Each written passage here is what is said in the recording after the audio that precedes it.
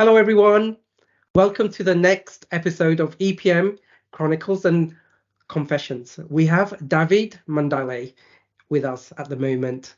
David, please introduce yourself and your career journey.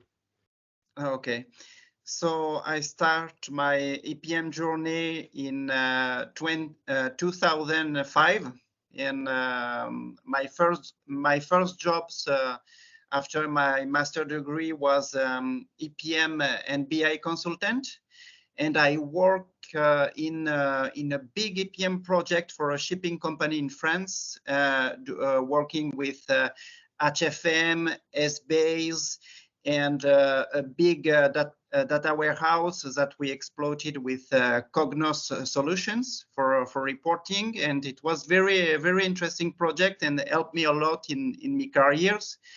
I remember we had it wasn't the best practice because we had a big cubes with 21 dimensions, and Wow. it was a nightmare to consolidate.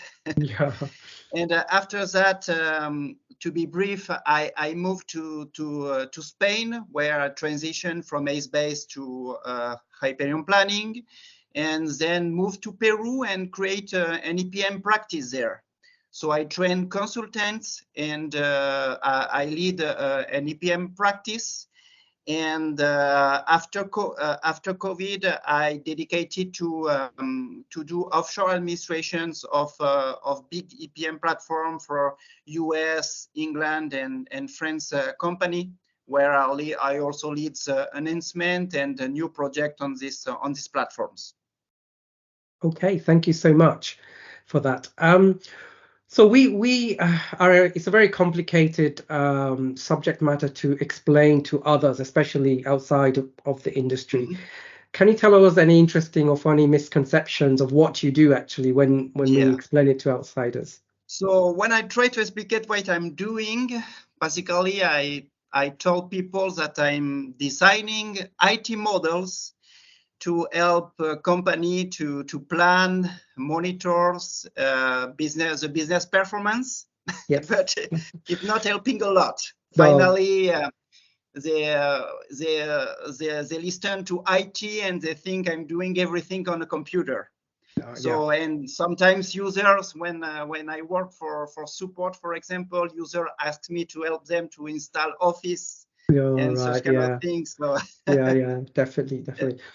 So what's been your biggest career challenge, and what's the solutions you've done for that? So basically, I really enjoy the EPM project because when I start my career, it was very interesting because in EPM you have to learn and to understand your client business, and to learn about other business, and it's very interesting. Finance also, the different financial statement or they are generated. It's very interesting. So I love to work on EPM, and when I decided for personal reason to move to Peru, there were back in 2011 there were not EPM company, EPM consulting company in Peru. Yeah. So I with my old company, we decided to work together and to create a practice there. So I had to create a practice from scratch there, and train the consultant. And it was very challenging at the beginning, but worth, because we every company in Peru were using Excel to build their budget and forecast, and discovering the tools. Basically, Hyperion, it was we had to attend approximately between 6 and 10 projects a year, and a new project for the company there. So it was very interesting. Cool. So what's been in your career your standout success story that you can tell us? So basically, I can say that for me, I think when you work in the EPM, the most interesting thing to share your knowledge. And for me, the most success I think I had it. Two of the consultants I trained in Peru open their own consulting company, and they dedicate to EPM project there. Wow. So for me, it's a success. Fantastic. So what's the most rewarding aspect of your job? What makes you feel good about it? The constant learning. I love when you work in the EPM field, this platform always evolve, so you have to keep learning and to keep have an overview of the new release, and to exchange also with finance users that know very well about their business. So you learn a lot from the different kind of business. For example, I loved mining company, because it was very interesting to understand how they decide to exploit or not a mine or a field, and very, very interesting thing you can learn doing EPM. Oh, definitely. So here's a quirky kind of question. What's a really funny career moment or interesting career moment that you can share with us? Oh, when you work for big companies, I won't say any name because I want you to be in trouble, but sometimes the process to do the release take time, because it go through several validations. But in finance, users have a range of time to present their figures, and you have to give them the information they need in the right time. They can sometimes they can't wait for that. So I remember some nights with administrator writing productions and doing some adjustment directly in production to the user get that figures. No, definitely. Thank you so much for that. So I've seen your profile. You're an expert in many systems, many EPM tools. Could you share us a best practice from your career? Yes. So if I have to share best practice, definitely for consolidation project, I will say in priority use the consolidation standards. Avoid to do some customizations. Yes. And if you have to go through specific adjustments, it's better to create a process that you create an automatic journals to have a better trace on what you're doing.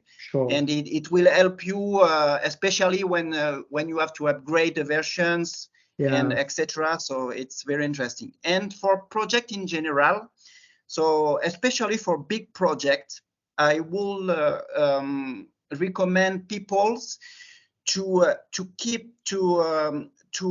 handle the IT should always handle the heavy data load and heavy consolidation loads. It couldn't. I don't recommend to have on-demand big jobs, because the platforms can handle a lot of users working at the same time, but not launching a big consolidations. This kind of job should be scheduled and define a correct period to launch it. Cool. So as you know, we live in a competitive industry with a lot of vendors, a lot of products, other consultancies, everything like that. How do you keep abreast of the trend that's happening in the industry in terms of the learning, the education? I keep always an eye on the new release of the product I manage. So basically, the industry, it's always is releasing new versions, new functions, and you have to keep an eye on that. So I'm keeping an eye on the new release. I also I use a lot of LinkedIn to read, to have an overview of the different trends. Of course. I also ask my company to access some online course to keep learning on that. And also I keep contact with my colleagues I work worldwide, so I have a lot of colleagues in every country, and we can get in touch. So sometimes we can share about our experience. Sometimes they ask me to help them, or I ask them to help me. So with a good network, it's also a good way to keep updated. That's it. So, you started a consultancy, you've managed big projects, you've helped to recruit. What's your advice for youngsters or novices or people learning the tool now or trying to improve themselves? Oh, okay. So my recommendations will be to first try to engage with senior consultants, to learn from them best practice tips, and the second one is the communications in EPM, especially it's very strategic for the companies, and the user must have their figurines times. You must develop what they need for their business. And sometimes you have a lot of things to do, but it's always important to, if you have no time to do what they want, just reply to them and tell them, no, I will attend you later. So always a good communication with client is very important. And finally, it's also important to share your knowledge, because it will help you to have a better understanding on what you're doing. And also it will help you to do some knowledge transfer into a project. And sometimes when you don't have time to do something, if you have to teach what you're doing to other person, this person can help you to do this task. Cool. Okay, so the industry is evolving, it's changing. There's a lot of things happening, especially in the last year or so. What's your take on the next 5 years? What do you think is going to happen in the industry? Oh, I think it's always happening with artificial intelligence. And for example, I'm using a lot of artificial intelligence to help me to communicate with functional people. So basically, I have an IT background. I learn a lot of accounting. I have functional skills too. But AI definitively can help you to improve your communication with users. Mm-hmm. And also it's a good tool to have if you want to have some idea to improve a model. It can give you some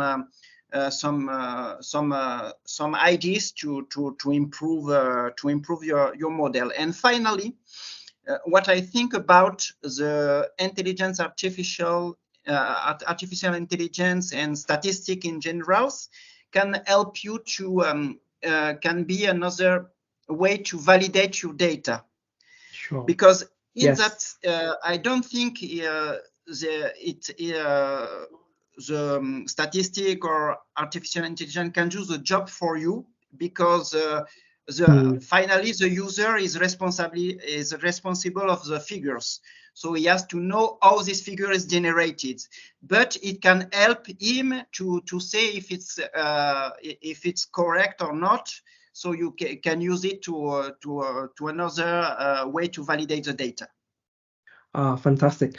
Really enjoyed the podcast today. Thank you so much for coming on, and definitely we'll be keeping in touch and definitely hopefully doing things in the future. Thank you so much, David.